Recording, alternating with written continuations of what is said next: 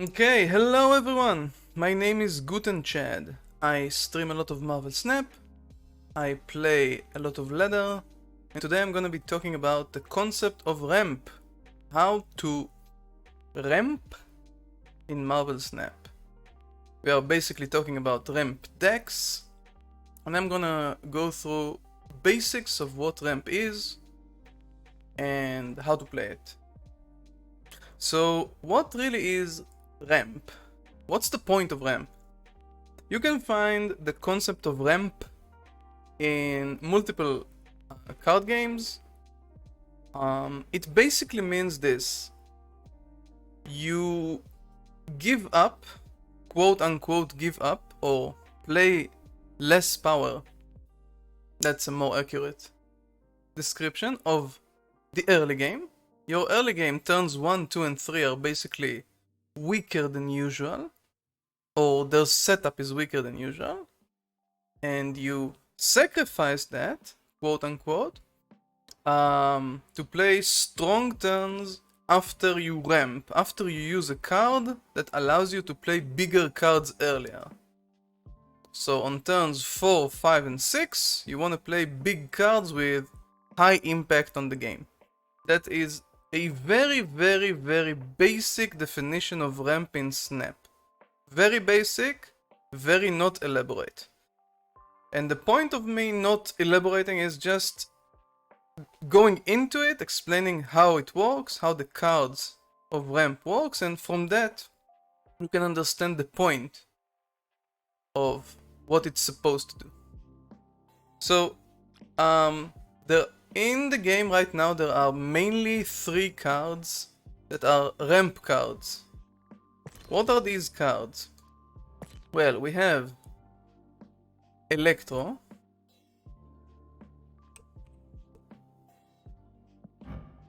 Electro is a very good ramp card, but it has its disadvantages. On reveal it gives you +1 max energy, which means that if your on reveal procced, okay, if you played Electro and the on reveal went off, which sometimes it doesn't, but when it does, it means that from now on, until the rest of the game, you will have 1 more energy every turn. That means basically what you think it means. On turn 4 you will have 5 energy, on turn 5 you will have 6 energy, and on turn 6 you will have 7 energy. And that really helps when you want to slam big cards on the board early. That's the point of playing this card. Now, the disadvantage of Electro is the ongoing effect, which is basically very similar to what Sandman does, but only for you, only for the player who played Electro. You can only play 1 card turn. So that can be quite problematic, to play only 1 card per turn. But again, you get a benefit from playing a big card. But if you want to play 2 cards for the energy, you can't. The only exception for that is Jeff. Because Jeff can be played and nothing can stop you from playing Jeff, you can, for example, on turn 5, you can play a 3-drop and then play Jeff after, because Jeff can't be stopped. His playing and his moving can't be stopped, even by Electro. That's basically what Electro does. It gives you a build-up for the next turns. Now, Electro works very nicely with some specific locations that we are going to talk about right now. Those locations are, for example, Oscorp Tower. Now, what Oscorp Tower does is, after turn 3, all cards swap sides. Why is that good for us as Electro players? Because when we play Electro on Oscorp Tower, we get the on reveal, which is what we want. We want the +1 energy, but we don't want the ongoing effect that limits us to play only 1 card. So we play Electro on 3 on Oscorp Tower, and hopefully the next turn, or after turn 3, the card swaps side to the other side, to the opponent's side, and they keep only the ongoing effect, which is basically only play one card, which is very, very good for you as the ramp player, especially against decks that rely on filling the board with cards. If it's bounce, if it's control decks, you know, the Angela and the Bishop decks, if it's the current Elsa decks. So limiting what your opponent can do through Oscorp Tower is a very, very strong move. I would even snap if I get Electro on Oscorp Tower, because it's a very big advantage. Okay, so that's Oscorp Tower, works very well with Electro. Another location that works very well with Electro is Vormir. Why? Because you can play Electro on Vormir as the first card you play on that location. And what happens is you get the on reveal, and then Electro gets destroyed, so you get the benefit of the +1 energy, but you don't get the disadvantage of the ongoing. So that's very good as well. And Vormir also has a potential to be a winnable lane thanks to that, because you want to destroy Electro, and then you can play either a big card on Vormir, you can play Professor X on Vormir. There are a lot of good things you can do with Vormir. One thing that I liked to do when Galactus was actually playable was wave on Vormir, and then hopefully, if the opponent haven't played on Vormir yet, Galactus on Vormir the turn after. So that was a very good play in that situation with the old Galactus before the power nerf. Okay, another good location for Electro is Lux Bar, and this is kind of obvious, right? Because after you play a card in Lux Bar and you get the on reveal, the card goes back to your hand. That means that the card doesn't stay on the location, on board, and that means the ongoing effect doesn't stay as well. So that's also good for us. Another location that I really like playing Electro on is Camartage. The reason for that is because we get the on reveal twice. That basically means that we get, if we play Electro on turn 3 on Camartage, we get 6 energy on turn 4, 7 energy on turn 5, 8 energy on turn 6.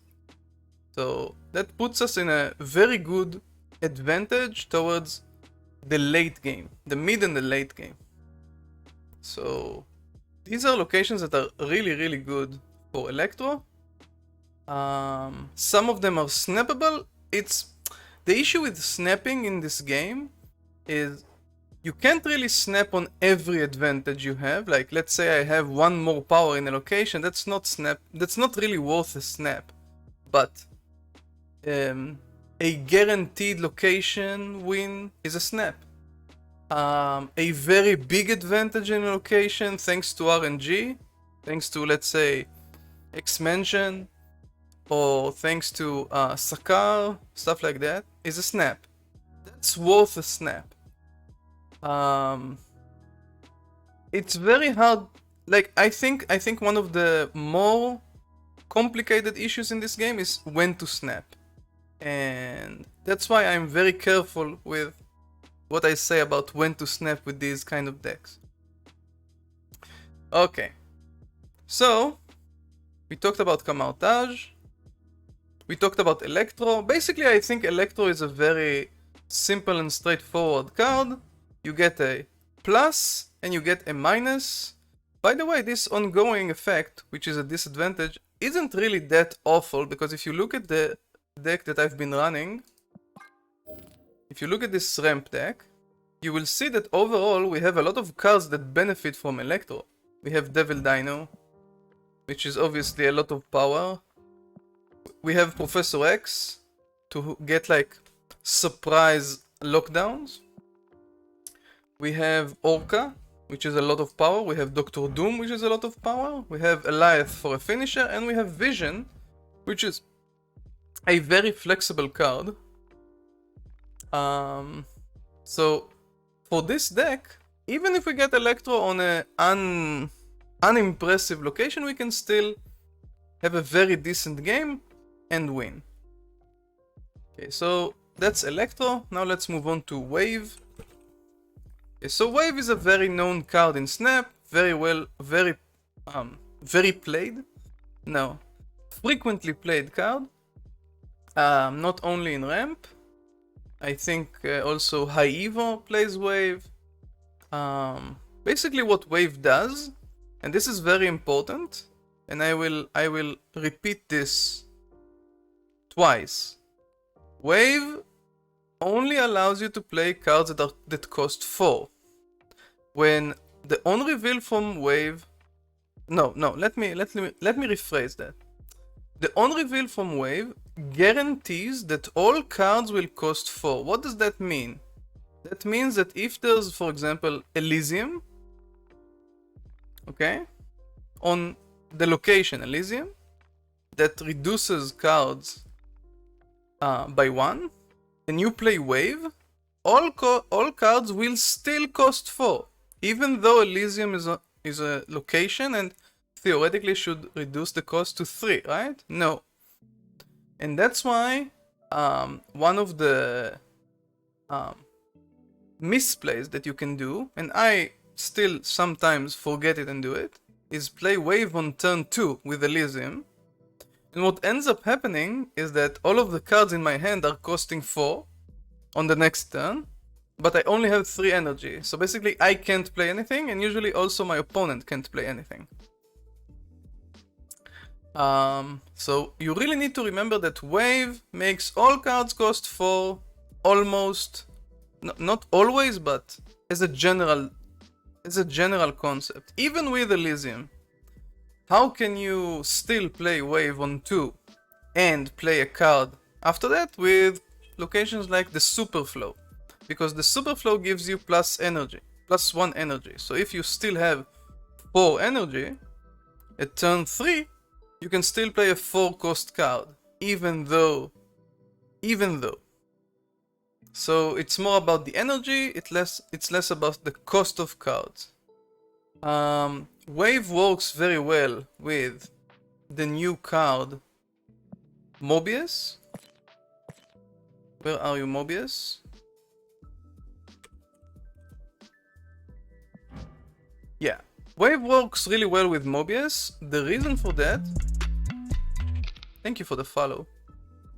The reason for that is that Mobius ongoing means your costs can't be increased. So every card that you have that is not 4 cost will remain, let's say, 1 cost. It will remain 1 cost even after the Wave turn. And it also prevents your opponent from playing a big card because your opponent's costs can't be reduced. So basically you play Wave, you get all the benefit. If you have Mobius on board, you play Wave, you get all the benefit, and your opponent doesn't get the benefit from Wave at all. His high costs will still be high cost, and his low cost will cost 4 because of Wave. So Mobius into Wave is a very strong play. Mobius into Wave into something big that wins you a location can be snappable. It might be worth snapping for. Okay. So Wave, one of the most known cards in the game, works nicely. For example, one thing that we did, I guess you all know that in the times Galactus was actually viable,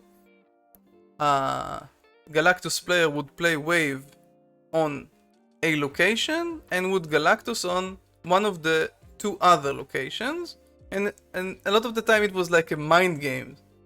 Where would he play the Galactus? Where would I play the Galactus? Nowadays,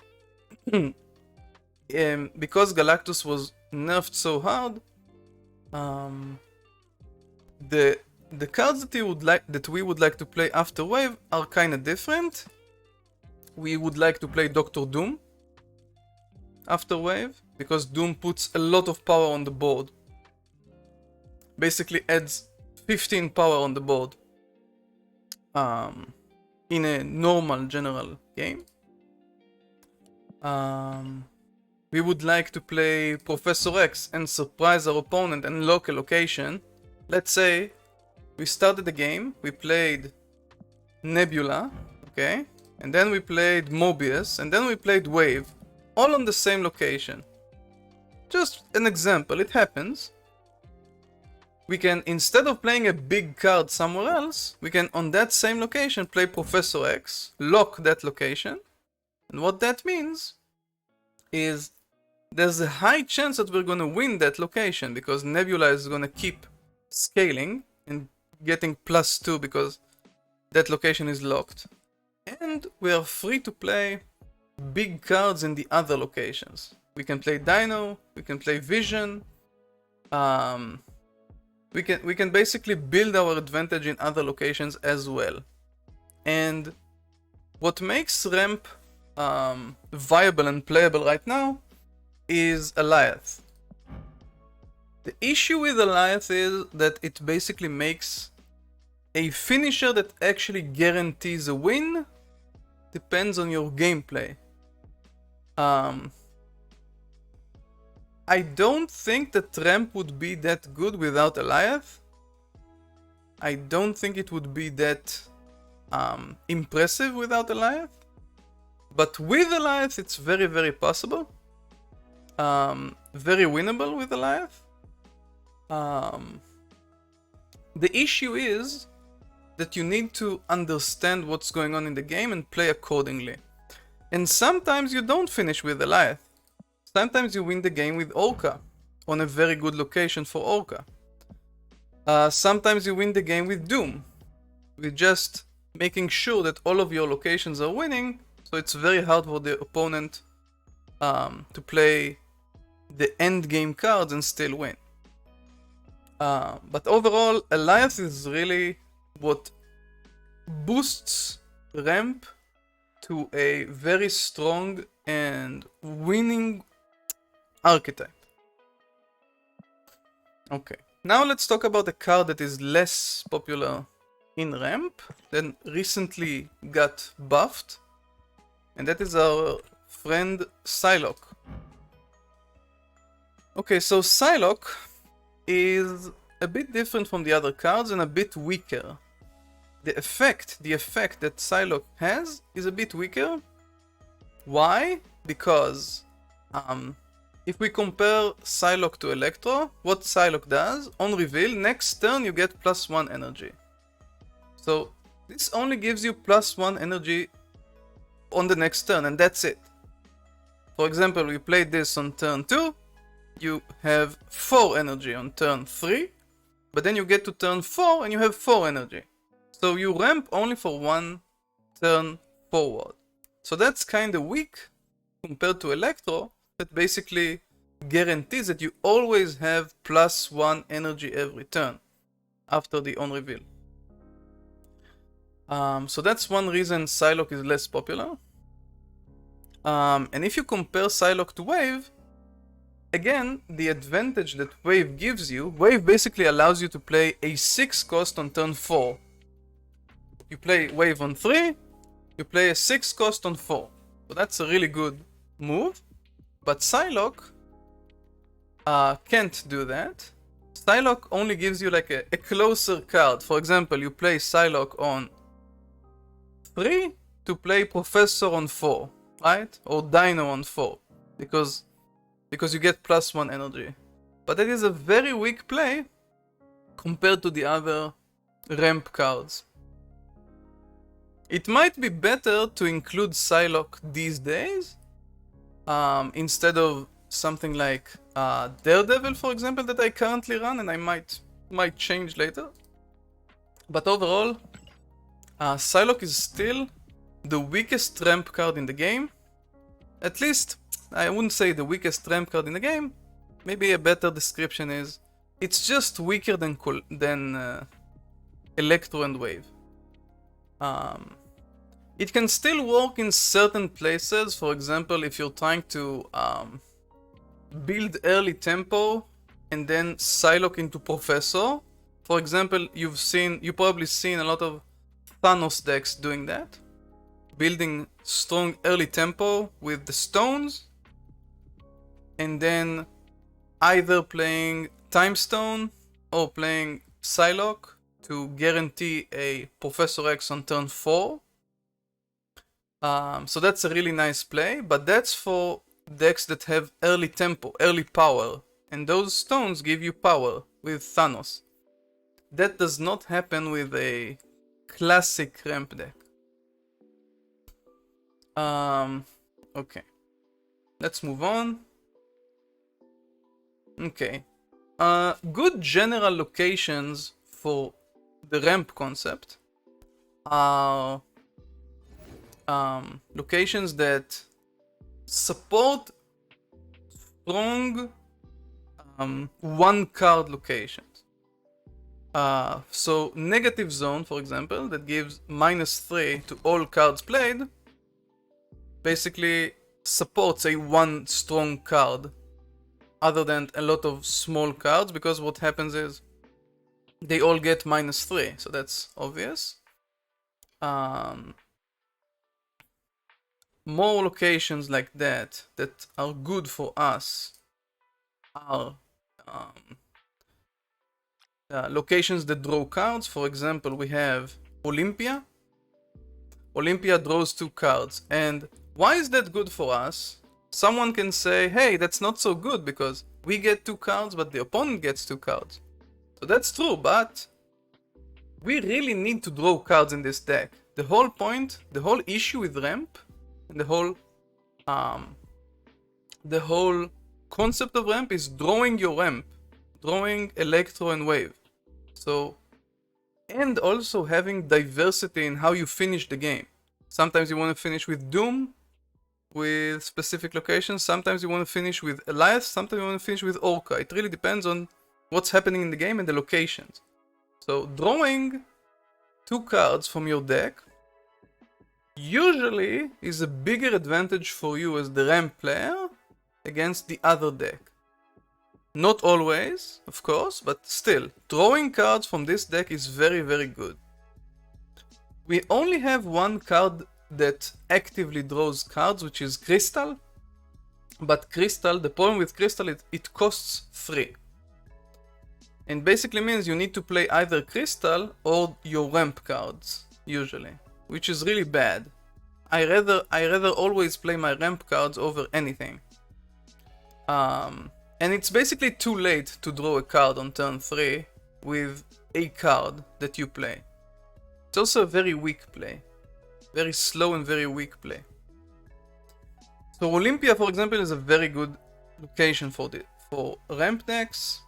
Another location that can be good but can also be bad at the same time is Elysium, where cards cost 1 less. And the reason for this being bad is because Elysium makes cards cost 1 less, but doesn't have a minimum of 1, okay? That means that the opponent's cards that cost 1 are now 0. That's a real problem for a ramp deck that has very weak tempo in the early game, very weak power in the early game, but compensates that with very strong power in the middle and the late game. With Dino, with Orca, with Doom, with Vision, with basically with all of your late game cards. So Elysium can be great, Elysium can be really bad. Obviously when you play Electro, when you have Elysium, it helps you play a 6 cost on turn 4 already, which is really nice. But as well, because it gives a big advantage to small cards that your opponent has, it's kind of a double-edged sword. So it's not always that beneficial for your deck. Sometimes it is, sometimes it isn't. It's kind of a... Depends. Yeah, so that's Elysium. Let's talk a bit about locations that are bad for ramp, especially for this type of ramp that I'm running with big cards. A very obvious location that is bad for this deck is Mojo World. The reason for Mojo World being such a bad location for ramp is when you play a deck that basically plays one card per turn most of the time, it's very hard for you to fill locations. Basically every fill location, not every but most of fill locations are not so good for this deck. So if we're talking about the Raft, if we're talking about White Hot Room, it is very hard for us as ramp to fill locations. Mojo World is even worse because Mojo World benefits from having multiple cards on the same location. So if we played a card like Electro, it would be very hard for us to fill Mojo World. And because Mojo World gives plus 100 power to the player that has more cards, there's a high chance that in that location we're just gonna lose. We're just gonna lose that location. So if you have a card that you don't really care about and you even want to play to avoid playing in other locations, you can play that card in Mojo World. But again, this location is pretty bad for ramp. And if you want to try and win the game anyway, you would have to be winning the two other locations in a very, very strong way. Because if it comes down to a tiebreaker and the opponent is winning Mojo World, you would likely lose because of the plus 100 power.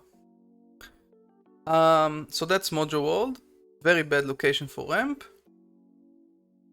So we talked about fill locations. Okay. Now we're going to talk about two major concepts of ramp that are now viable in the game. There is my concept of ramp, which is... No, it's not mine, I didn't invent it, but this is what I currently play. As you can see, the basic concept of this deck is quite simple. We want to ramp with Electro or Wave. We want to play a big card. We want to play Professor X if we can to win a location guaranteed. Then we want to play another big card in another location, let's say Dino, let's say Orca, it really depends on how we ramped, and finish with Goliath. So the concept is very simple. Let's say you play Nebula on 1, Mobius on 2, Wave on 3, Professor, into Dino, into Goliath. Okay, something like that. Why this concept is good right now is because the concept of Mobius into Wave is very strong. It's very hard to play against the Mobius Wave curve. Another reason is that the big cards are actually quite big. You can have a very big dinosaur. If you play into locations like Cloning Vets and the location that I forgot the name that gives you a sentinel every time you play into it, you can get a bigger dinosaur. Orca is a very, very strong card for... Let's say you played Electro on 3. Playing Orca on 5 is a very strong move. It's either 11. Okay? It's either 11 power, which is really, really nice. Or it's a 16 power if it's the only card in that location. So let's say you have a guaranteed win in a location with Professor X. Okay? Now you play Orca in another location. And there's a high chance you win it because you get plus 16 from this. Not always, but sometimes. That means that you can Goliath that location.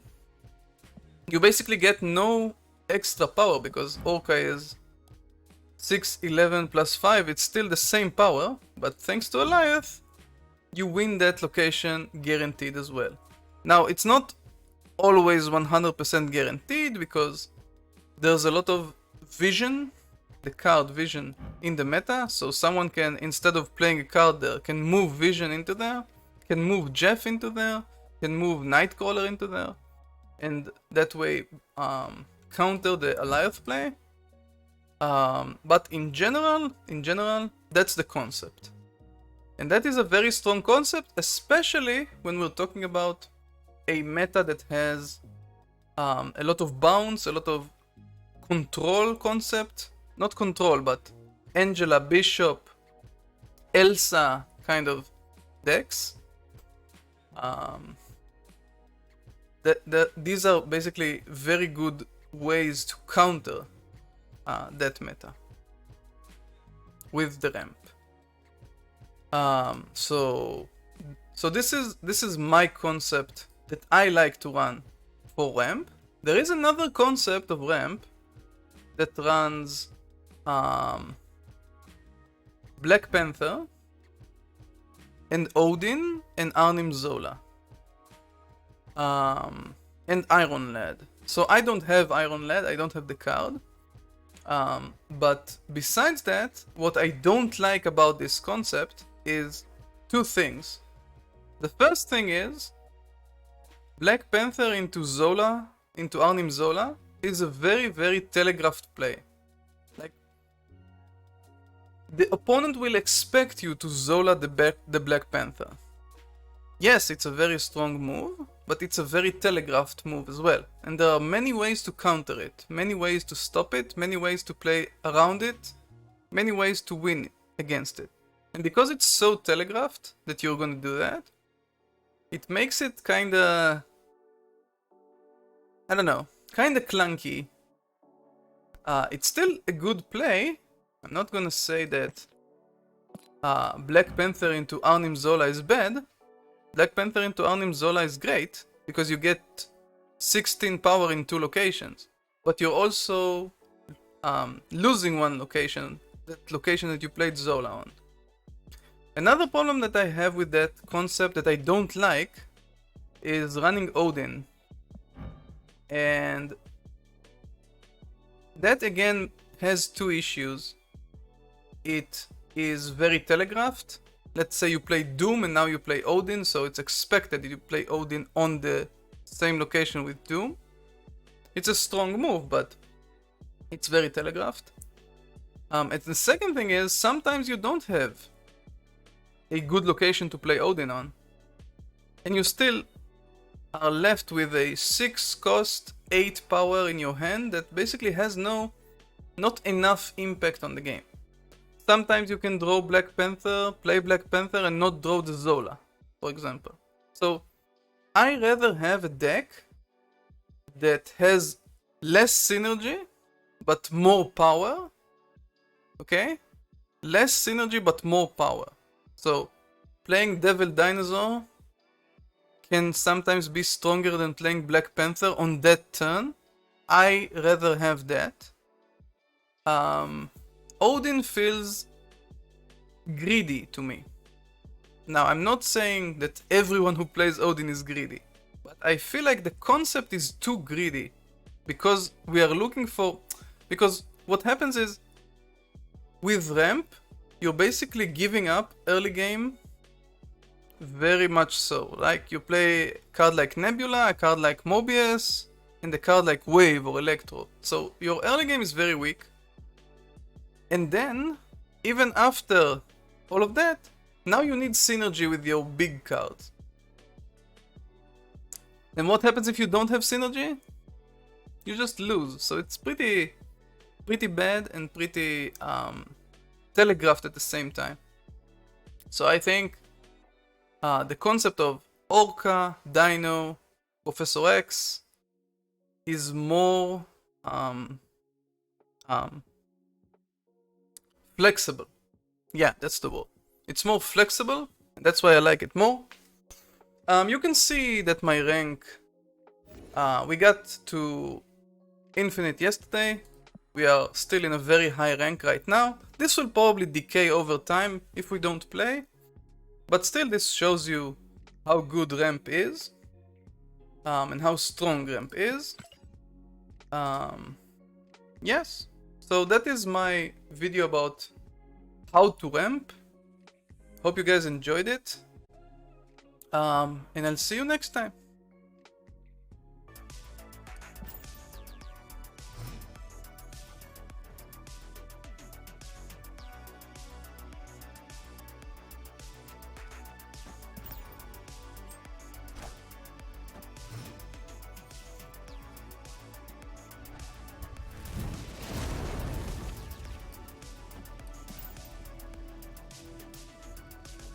Played Hela, then Infinite. That's weird. Forge. I'm scared about this Forge. Because it will be 15 here, and he will draw cards, and I'll be sad.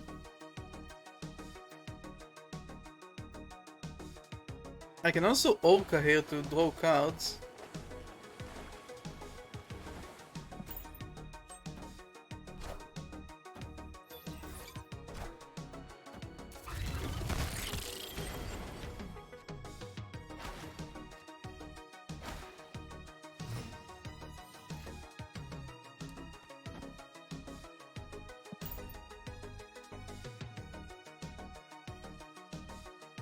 They play something here.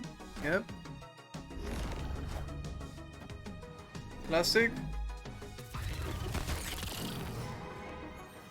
No one can move cards.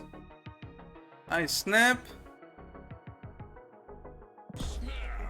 Play Vision and Nebula.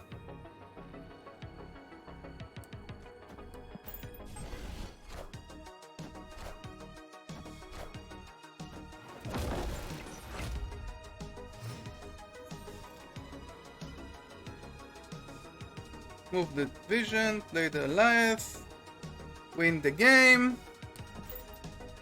They never have Jeff. They never have Jeff. They never have Jeff.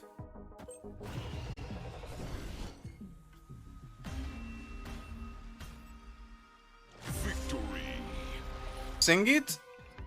Le Gigi, le Gigi. Le Gigi, le Gigi.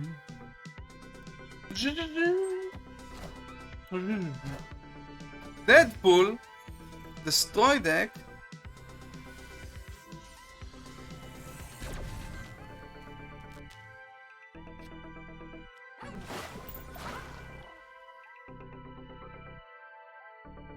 They can kill Monger. Is this deck good? I mean, I think so.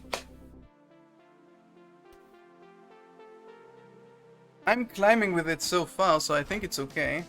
Magic. Okay. That's interesting. Deadpool and Magic. Fuck. No Remperino, Cappuccino. Very sad. Oh no. Give me ramp. Okay.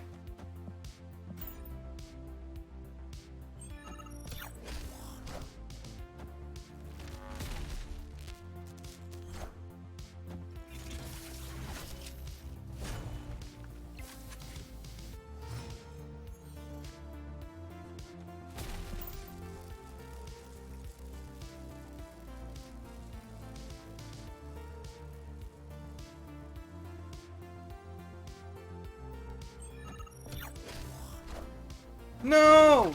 My... It's not nice.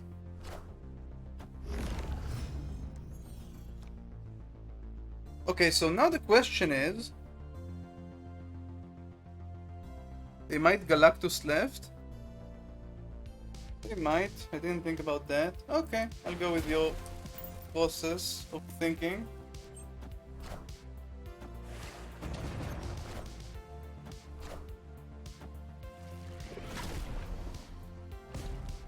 Enough said, Bob.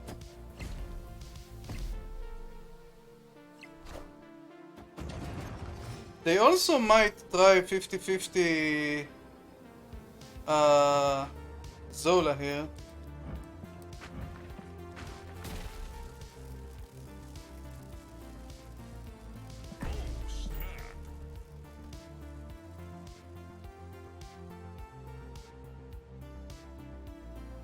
I'm willing to risk 4 cubes for the 50-50.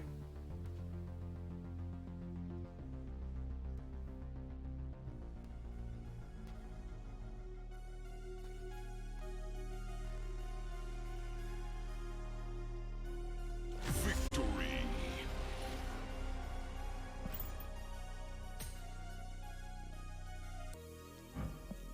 Mr. White Rabbit.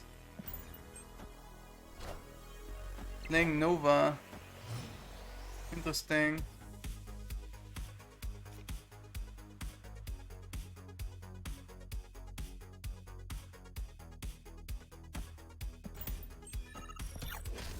That cool? Wolverine.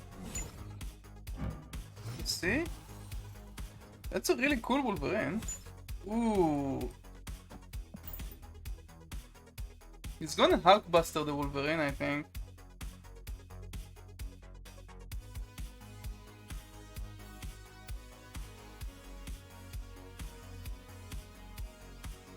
Opponent snapped. Okay. They're gonna Killmonger maybe? I don't know what they're gonna do.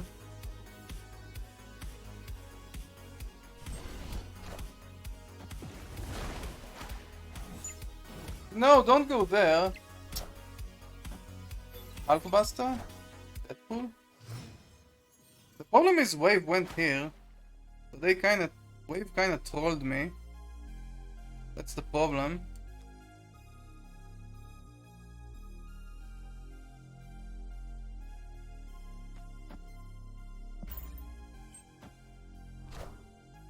Okay. Wolverine, don't troll me. Enough said, bub. Thank you.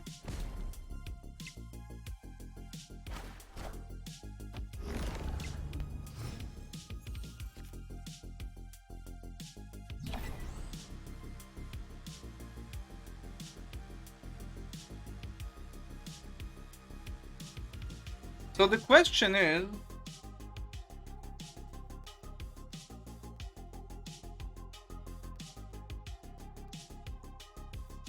here or here?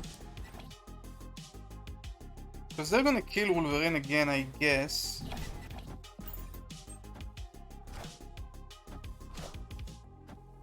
Killmonger?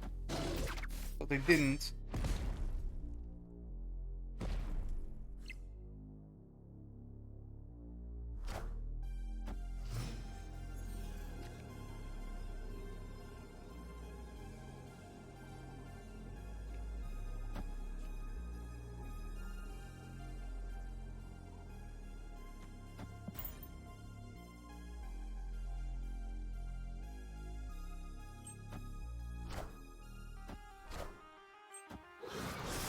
Thank you for that order. Said, bub.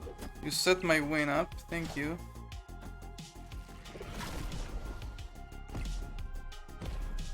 Enough said, bub.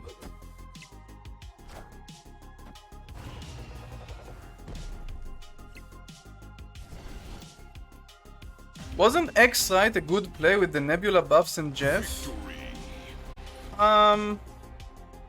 No. Not really.